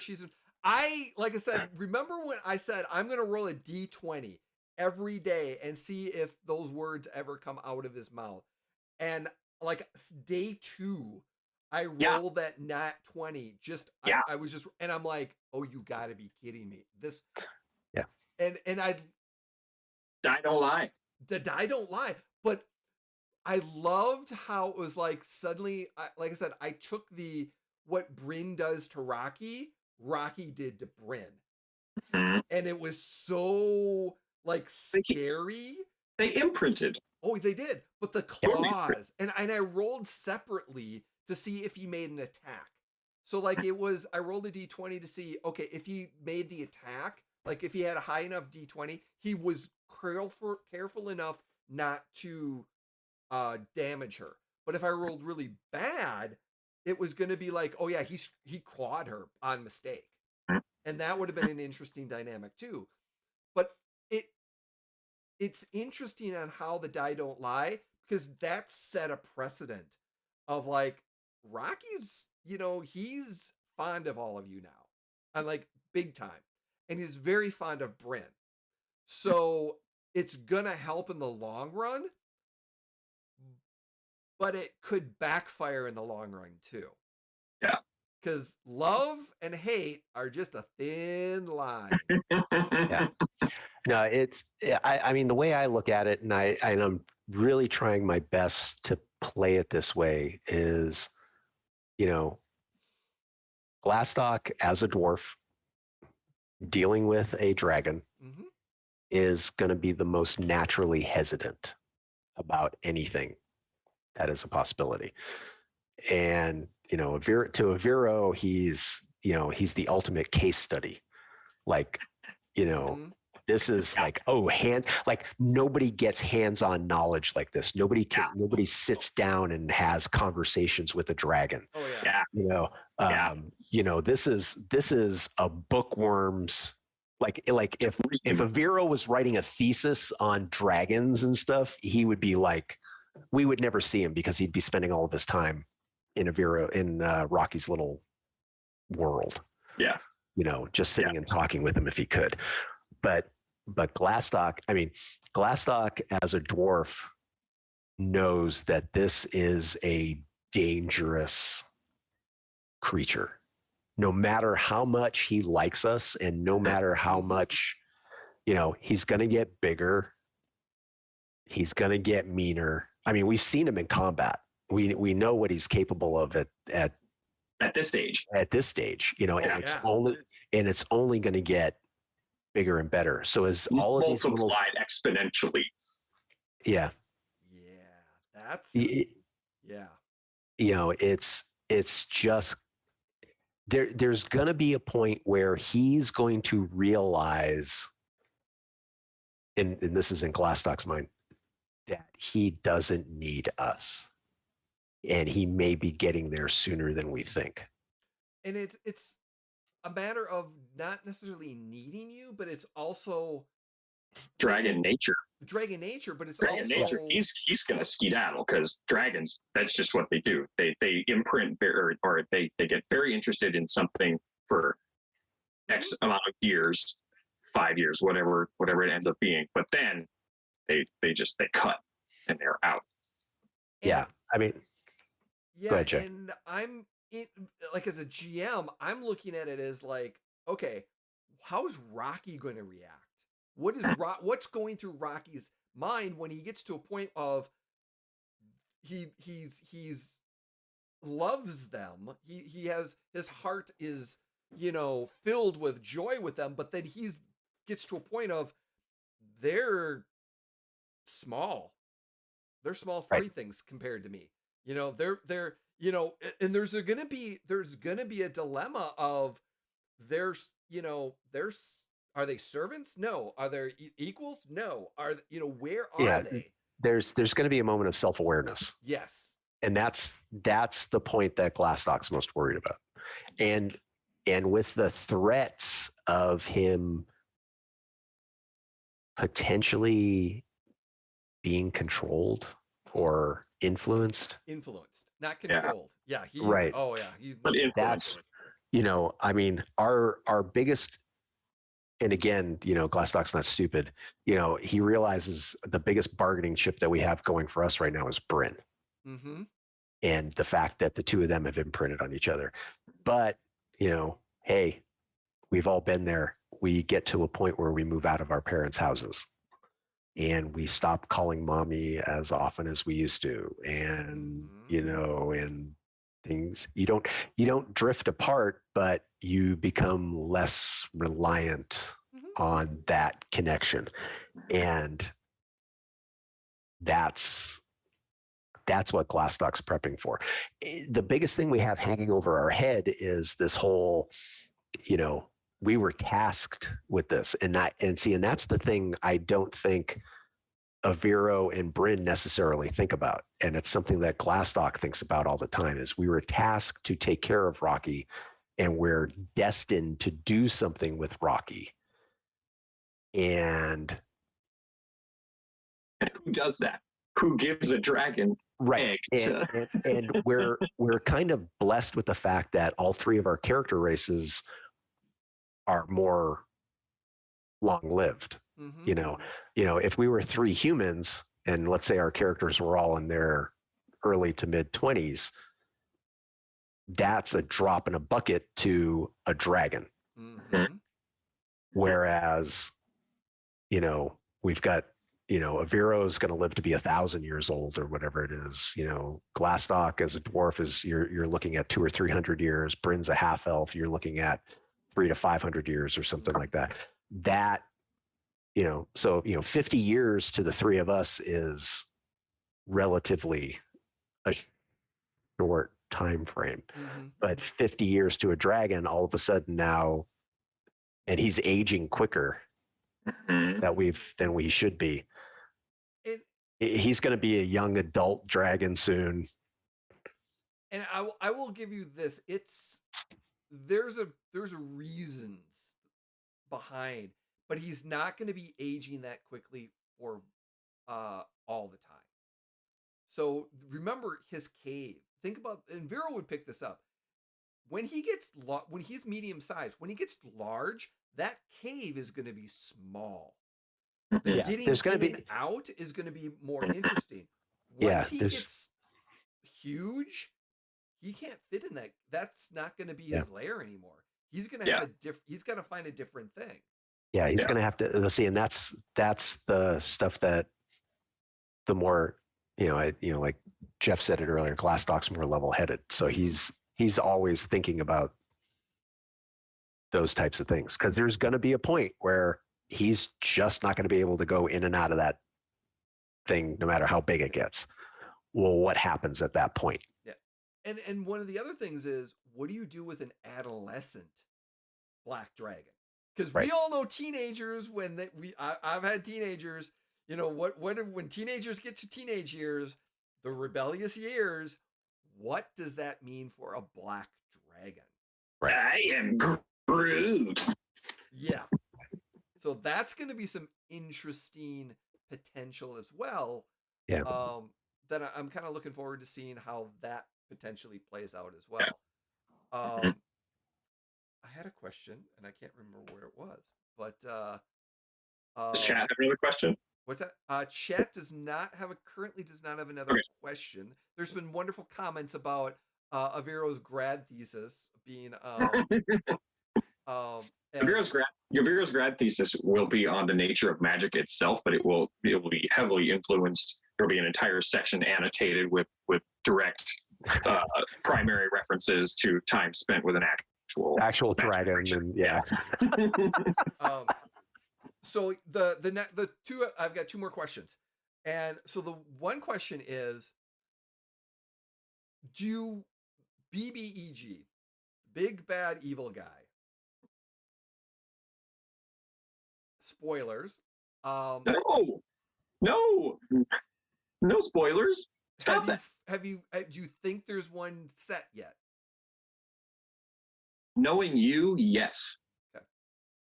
Whether or not we have met this person directly, that I don't know. Okay.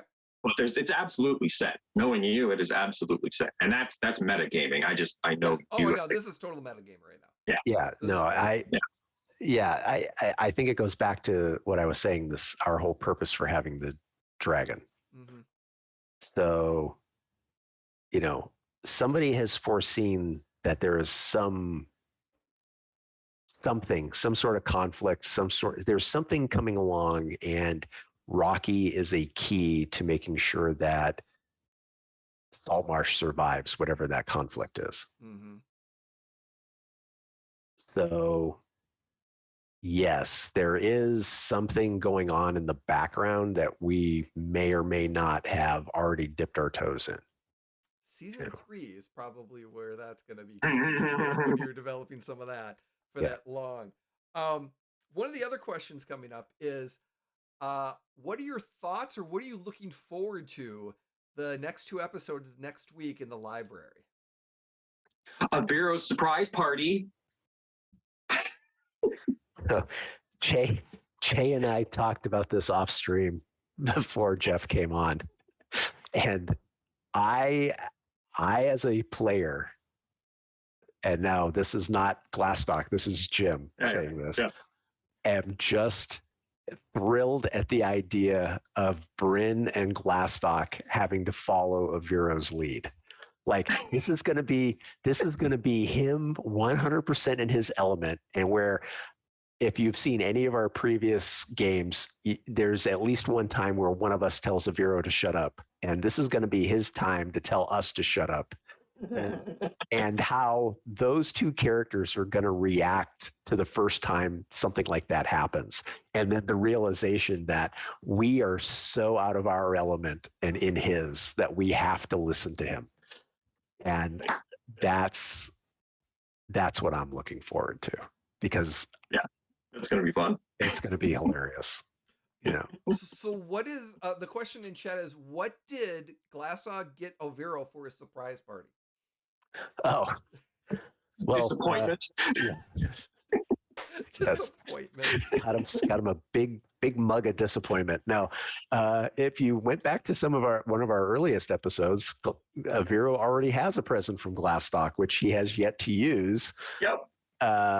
He has it on him, but it is not prominently displayed in any way, shape, or form. So, and at this point, Glastoc's just like, yeah, whatever. It's Secretly, Glastoc hopes that he has to use it, but deep down, he knows that if that situation ever comes up, we're really in up shit creek without a paddle. So, yeah. So as a player that is such a lovely gesture. I love that Glastoc did that. I absolutely adore it. It is so kind and so sweet, and really speaks to the depth that Glastoc has. He's not just kind of he bought very, very nice gifts for both his party members very early on in their relationship. Like he really, it speaks to his character. Mm-hmm. As a player playing a character, the ultimate pacifist. It speaks to a Viro's character that it is tucked away, never to be looked at until it's required, but it is essentially forgotten. Yeah.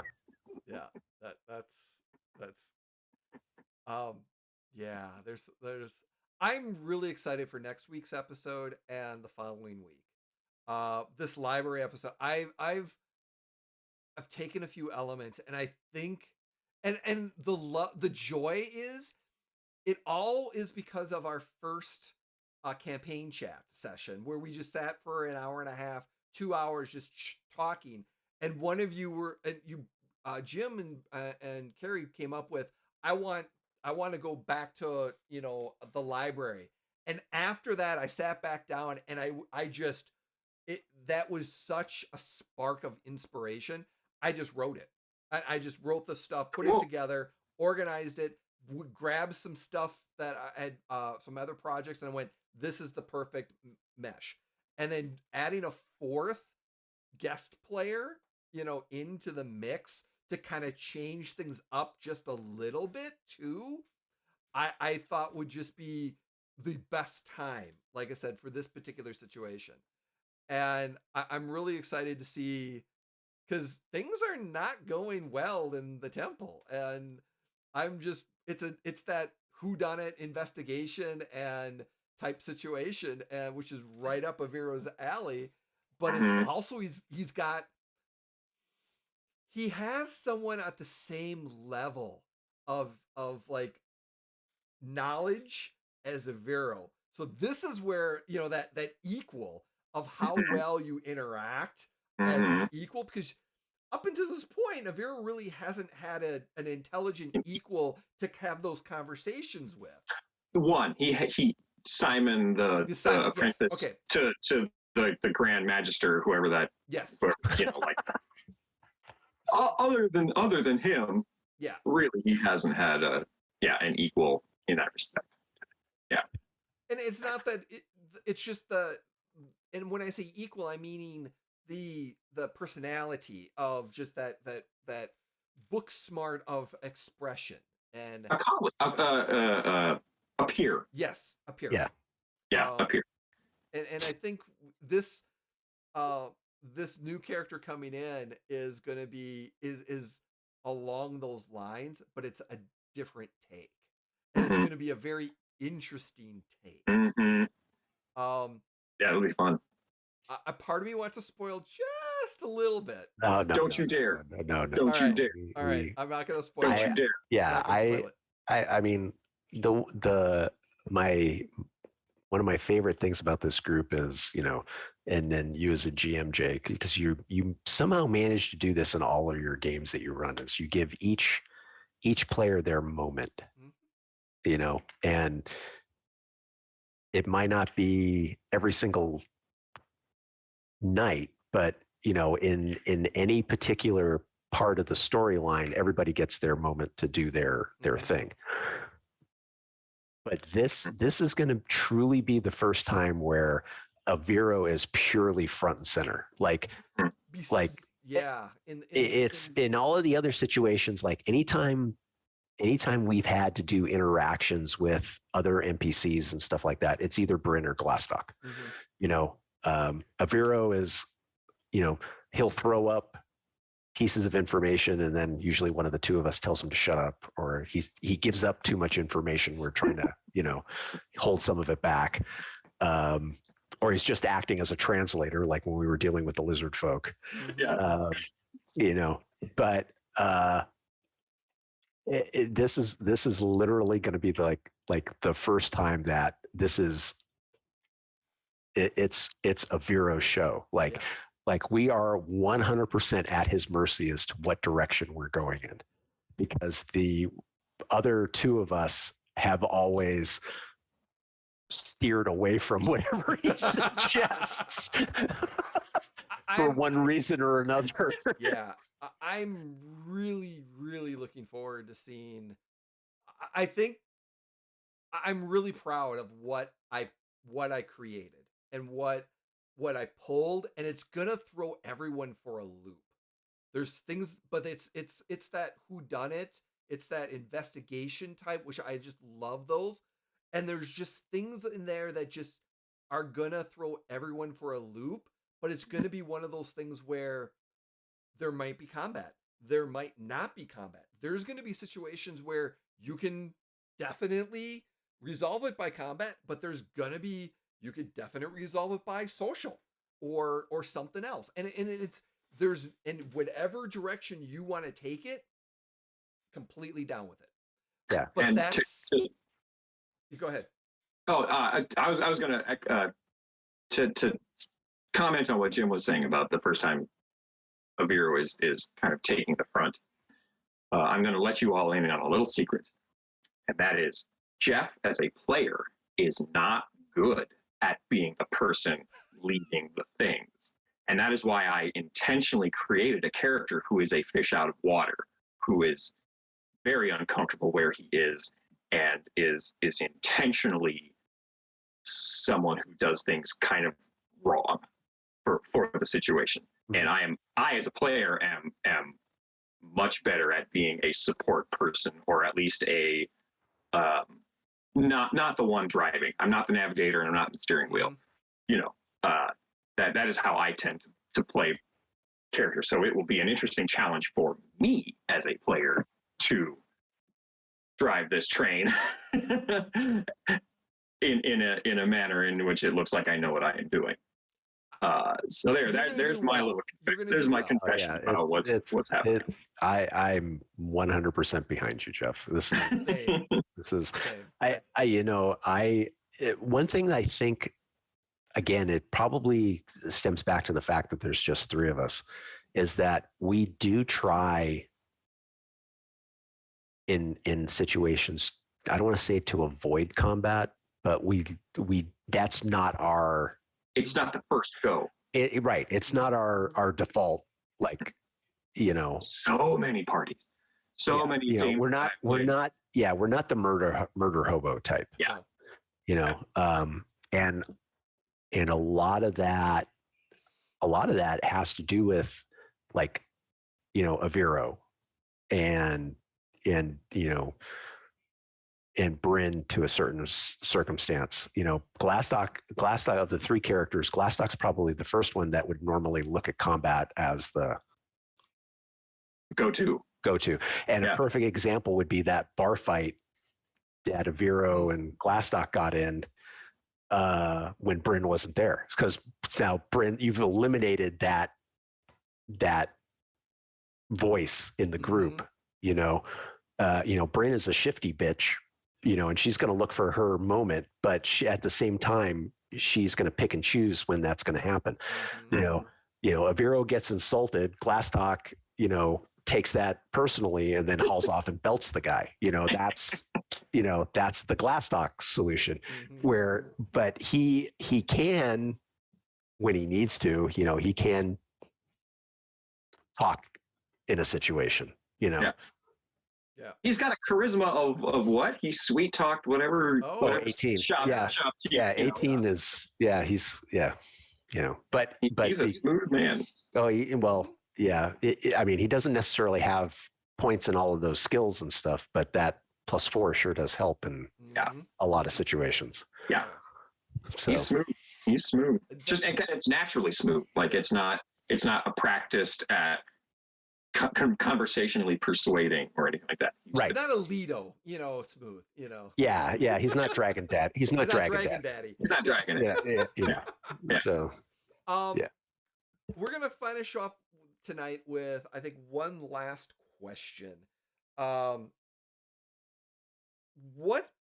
are you looking for, or what are you hoping for moving up to, because we've got 5 episodes left until our season finale, season 1 finale. And it's going to be a big finale. Lots of stuff, lots of things are going to move into for our season 2. But we're going to take a little hiatus. But is there something that you're looking for your character to accomplish, or something that you want to have them do? Yeah, hit level fucking 5, Jay. Library. Once you get done with the library, you're going to probably level up, most likely. I was going to say, I want to see what level 3 spell the Vero takes. Yeah. Yeah. It's all about the levels. It's all about the levels. Actually, outside of that, yeah. Go ahead, Jim. I mean, my big thing, kind of got handled in the last episode, where there's more of a lead towards Glastoc's uncle. Mm-hmm. I mean, we found the letter. He's off with the dragon, supposedly. That's what it looks like. Mm-hmm. But to actually come across somebody who spent a lot of time with him and was able to, we got a little more background on him and what he's been doing in Saltmarsh all of this time, which that's Glastoc's driving purpose for being there, is to find his uncle. So yeah. Avero doesn't have, I mean, Avero's motivation is to get this whole adventuring thing over with, so he can go back to the Blackstaff Tower and take more classes. Now, that is intentionally open-ended. There is not a specific amount of time that is, so that a character can play as long as required before that happens. So it's not a motivation that is an active pursuit. So for Avero, he is just going through the days and not being a leader of the group, as being the one in the backseat, mm-hmm. as was established in the first episode. He kind of follows along to wherever we go. He also is always in the pursuit of magical knowledge. He's a magical theorist and is always interested in the nature of magic and what can magic do. So that is a goal he is always looking for, and is something that I can play in the moment. Mm-hmm. As a player, I tend to just look for how can I make myself laugh in this game. What can I do that makes me giggle? And that is where I tend to go. But as far as the career goes, there isn't any kind of driving action that he's going for, like Glastoc's trying to find his uncle, or like Brynn is dealing with her Harper stuff. Cool. And all of that. So he really kind of is along for the ride. Yeah. You actually hit on something there, Jeff, is that, so one of the things I love about this game is the humor that comes out is not, it's not one-liners. It's not, like this is like true comedy. Like this is a really good comedy show, like a sitcom to a certain extent. It's everything's very natural. Yeah. That happens. It doesn't feel forced. Mm-hmm. Right. Well, and it's not the kind of stuff where, I say something and then somebody else makes a one-liner comment about it and ha ha ha, and that's it. And then we go on to the next one, and that happens like in a typical group, and it totally derails whatever we're doing. When the comedy pops up, it's part of the flow of the story, and it just keeps it doesn't necessarily stop the story. The story keeps going, and somehow the four of us with Jay, we managed to just work it in.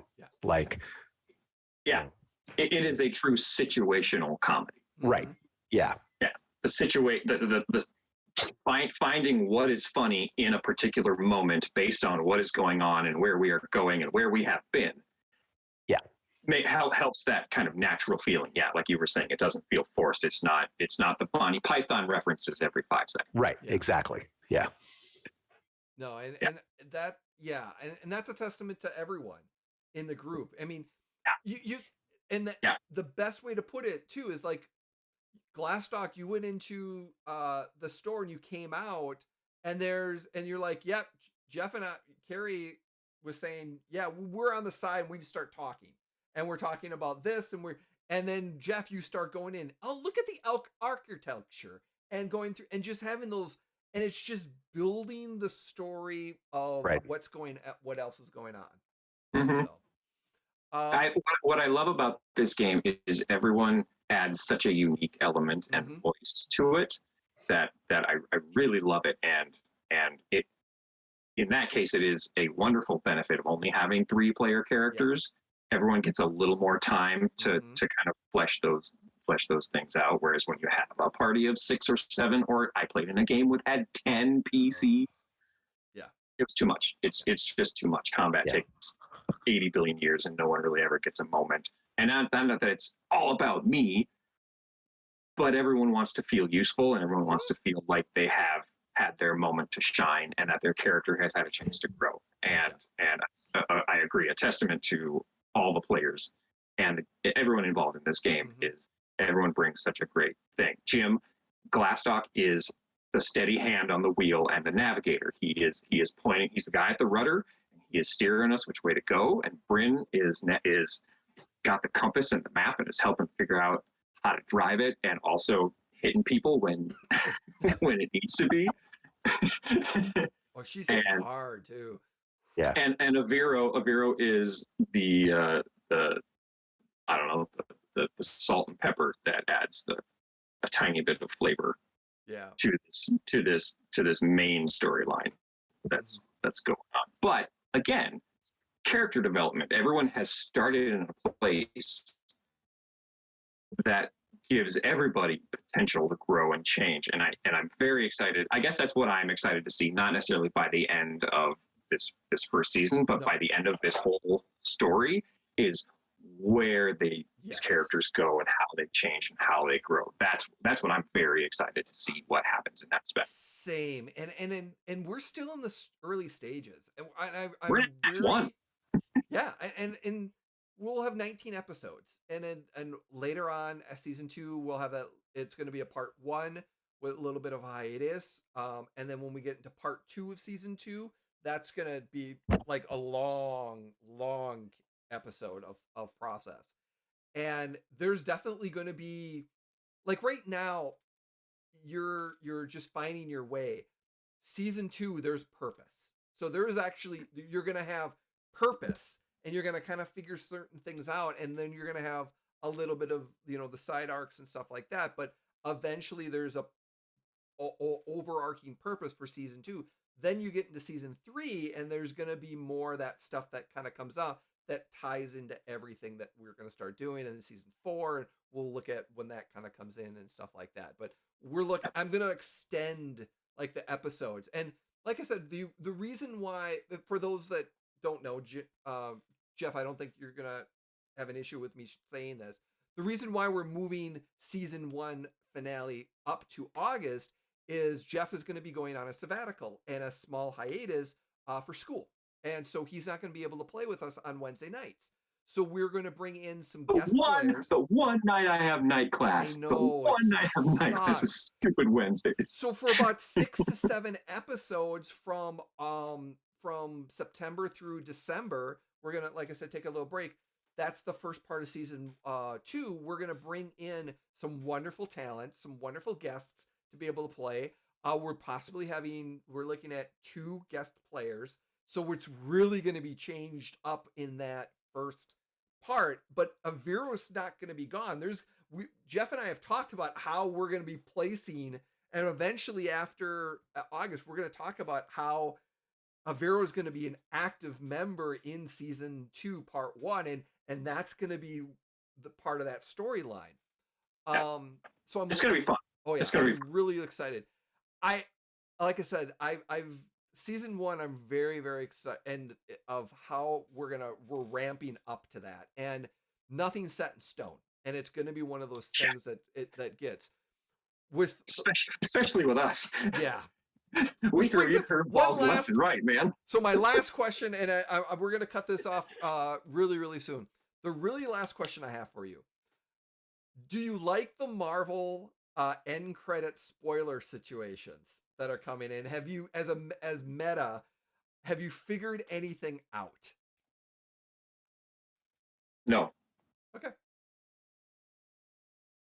Nope. No, I mean, do I like it? I mean, for the audience, absolutely. I think for the audience, it's a wonderful thing. Absolutely. Okay. Have I, as a player or the character, figured out? Nope. Yeah. Good. Nope. Good. They're little breadcrumbs eventually, and it's those breadcrumbs are gonna lead right up to the season 1 finale, and then a little afterwards. So we'll kind of see how that goes. Thank you, everyone, for joining us. We are going to say goodbye. We're going to go raid the dungeon run as I get that set up. But while I'm getting set up, Jim and then Jeff, please tell us, where can we find you, and where else is going you've got on track? Okay, so and obviously Wednesday nights here, playing Glastoc. Thursday nights I'm over on the Blue Water Dragoons channel playing in Crime Pays, which is an all rogue campaign, and again playing against character, not playing a rogue. So and then coming up in the future, I'll be involved in more of the Shadowport stuff that Jay has going on here on the channel. So really getting excited about that one because, again, Jim playing against character. I'm going to be playing a Jawa gunslinger. So, that's going to be really interesting because nobody understands Jawa. So if you want to see me making a bunch of weird noises and not having anybody understand what I say, you're going to want to tune in on those. So it's going to be fun. Definitely. Obi-Wan Kenobi apparently speaks Jawa. Yeah, well, a lot of people do. Yeah. Yeah. Owen Lars apparently spoke Jawa. Yeah. What are you trying to push on me? Yeah. Oh, yeah. A lot of people did because when they had to interact with them. Mm-hmm. So, Jeff, anything for you? Nope. Just like always. I play the here. This is my one streamed game that I play in. Awesome. Well, thank you both. Thank you for this wonderful game. I as we've talked about, look so forward to Wednesdays. This is a joy. Love this game with you, and I'm so glad that we are friends to be able to play and share this story, and we work so well together. I'm Jay, also known as Neofit3 on the socials. You can find me a lot of the information there. Next week, I will be doing a charity event with Mini Terrain Domain. Keep some open for that socials. And then, like I said, we are doing these Shadowport Adventures TBA, and we're in the process of working character art. We're looking at finalizing player rosters, and the channel is growing, and we're going to be changing to fit that. We're going to be looking at some Ko-Fis and tips and subscription stuff, the tips for players. So we're going to be doing a lot of growth in the coming months.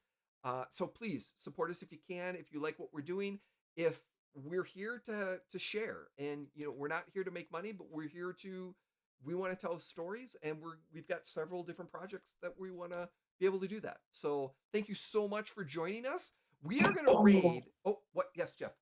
I don't have anything to plug, but we should plug Carrie. She plays on Big Bearded Nerd, yes, and she plays on Dice Tales Live, and what else is Carrie? Scrolls on Mondays on Mini Terrain Domain.